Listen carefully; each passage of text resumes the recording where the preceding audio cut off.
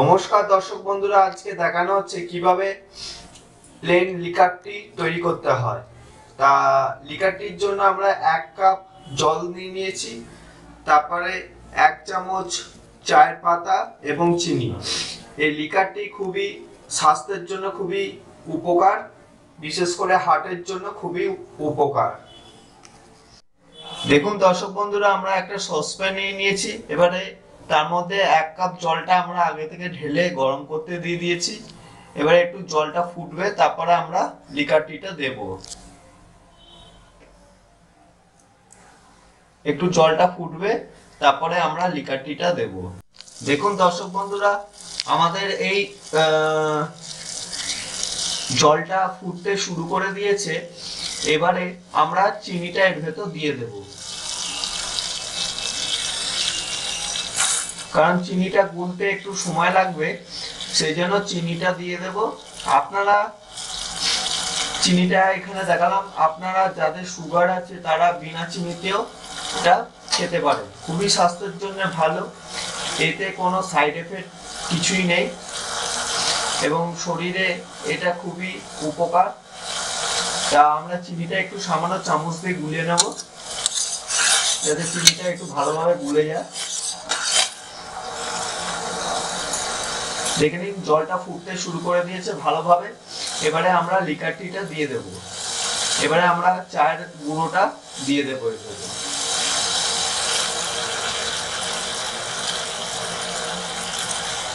একটু চামচ দিয়ে আমরা গুলে নেব, জিনিসটা যাতে ভালোভাবে ছড়িয়ে যায়। দেখুন চায়ের পাতাটা আমরা দিয়ে দিয়েছি।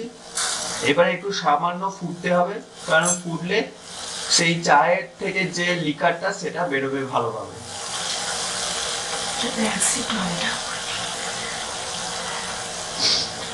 এই লিকারটিতে কোনো অ্যাসিড হয় না। এই লিকারটি খুবই উপকার, কারণ দুধ টি খেলে মানে মিল্ক টি খেলে অনেকের অ্যাসিড হয়ে যায়, আবার এই লিকারটি অ্যাসিড হয় না। তা আমাদের এই লিকারটি, আমাদের লিকার বেরিয়ে গেছে। তা আমাদের এই লিকারটি তৈরি হয়ে গেছে। এবারে আলাদা জায়গায় জিনিসটাকে সাফ করব। দেখুন দর্শক বন্ধুরা, আমাদের লিকারটি তৈরি হয়ে গেছে এবং আমরা আলাদা জায়গায় সাফ করে দিয়েছি কাপেতে। আপনারা লিকারটি অবশ্যই বাড়িতে অবশ্যই খাবেন। যাদের অ্যাসিডি প্রবলেম তাদের লিকারটি অবশ্যই মাস্ট জরুরি। মিল্ক টি থেকে লিকারটি খুবই উপকার আপনার হেলথে, কারণ এই লিকারটির কোনো সাইড এফেক্ট কিছু নেই।